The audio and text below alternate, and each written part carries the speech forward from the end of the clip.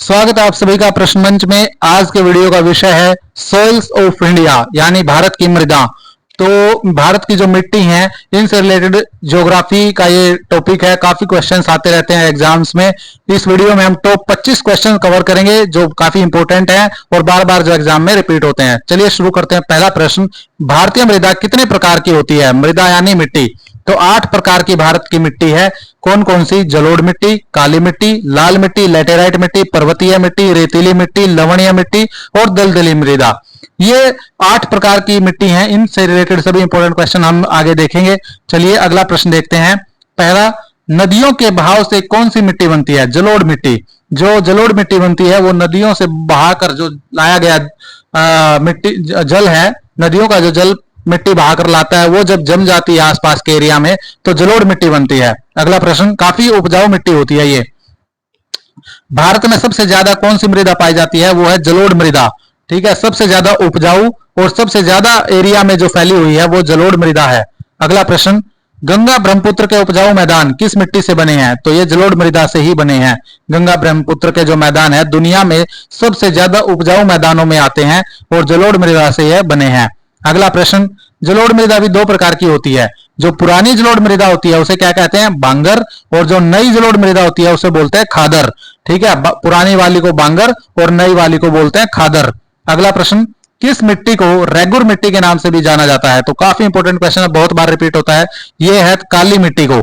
काली मिट्टी को रेगुर मिट्टी के नाम से भी जाना जाता है। और इसी से मिलता जुलता एक बहुत इंपॉर्टेंट क्वेश्चन है कि काली मिट्टी किस फसल के लिए सबसे अच्छी मानी जाती है? काली मिट्टी कपास के लिए सबसे अच्छी मानी जाती है। जो कपास की फसल होती है वो काली मिट्टी में सबसे ज्यादा अच्छी होती है। अगला प्रश्न, किस मिट्टी का निर्माण बेसाल्ट की चट्टानों से हुआ है? काली मिट्टी का। और बेसाल्ट की चट्टानें कहां पाई जाती है? दक्कन के पठार में, और वहीं पर ये काली मिट्टी ज्यादा है। दक्कन के पठार पर कौन सी मृदा पाई जाती है? काली मिट्टी। अगला प्रश्न देखते हैं। काली मृदा का जो रंग है वो काला, वो किस कारण के है? मैग्नेटाइट के कारण। काली मिट्टी का जो काला रंग है वो किस वजह से है? मैग्नेटाइट की प्रेजेंस की वजह से है। अगला प्रश्न देखते हैं। बारिश के दिनों में किस मिट्टी में गहरी दरारें पड़ जाती हैं? तो वो काली मिट्टी में पड़ जाती हैं। ठीक है, जब बारिश के टाइम पर जो इसमें गहरी दरारें पड़ जाती हैं और सूखने पर मतलब ये मिट्टी जो है ना काली मिट्टी, ये एक्सपैंड होती है और कॉन्ट्रैक्ट होती है। अगला प्रश्न देखते हैं। लाल मिट्टी से रिलेटेड, जो लाल मिट्टी है उसका रंग लाल किस वजह से होता है? ये होता है आयरन ऑक्साइड की वजह से। हमने देखा था काली मिट्टी का काला रंग होता है मैग्नेटाइट की वजह से, और लाल मिट्टी का जो लाल रंग होता है वो आयरन ऑक्साइड की वजह से होता है। अगला प्रश्न देखते हैं। कौन सी मिट्टी चाय, कॉफी, रबड़ इनकी खेती के लिए सबसे ज्यादा उपयुक्त है? तो वो है लेटेराइट मृदा। जो चाय होती है, कॉफी और रबड़, ये जो फसलें होती है ना, ये सबसे ज्यादा लेटेराइट मिट्टी में होती हैं। अगला प्रश्न, अधिक टेम्परेचर और अधिक वर्षा वाले स्थान पर कौन सी मिट्टी पाई जाती है? लेटेराइट मृदा पाई जाती है। लेटेराइट मृदा जैसे केरल, कर्नाटक, इनकी जो पहाड़ियां हैं वेस्टर्न घाट्स के भी, वहां पर पाई जाती है। लेटेराइट मृदा ऐसी जगह पर होती है जहां पर टेम्परेचर भी ज्यादा हो और बारिश भी ज्यादा हो। अगला प्रश्न, पश्चिमी घाट की पहाड़ियों पर कौन सी मृदा पाई जाती है? लेटेराइट मृदा, क्योंकि वहां पर टेम्परेचर भी ज्यादा रहता है और बारिश भी होती रहती है। अगला प्रश्न देखते हैं। राजस्थान में कौन सी मृदा पाई जाती है? राजस्थान में पाई जाती है रेतीली मृदा, क्योंकि वहां पर रेत ज्यादा है, थार डेजर्ट है, तो इसलिए सैंडी सोइल वहां पर राजस्थान में ज्यादा मिलती है। अगला प्रश्न देखते हैं। Central arid zone research institute ये कहां पर है? ये भी जोधपुर राजस्थान में है। एरिड जोन यानी शुष्क क्षेत्र पर जो रिसर्च करने के लिए इंस्टीट्यूट बनाया गया है वो जोधपुर राजस्थान में है। अगला प्रश्न देखते हैं। कौन सी मृदा के ऊपर सफेद लवण की परत पाई जाती है? सफेद परत बन जाती है लवणीय मृदा के ऊपर, एसिडिक सोइल के ऊपर, एसिडिटी की वजह से।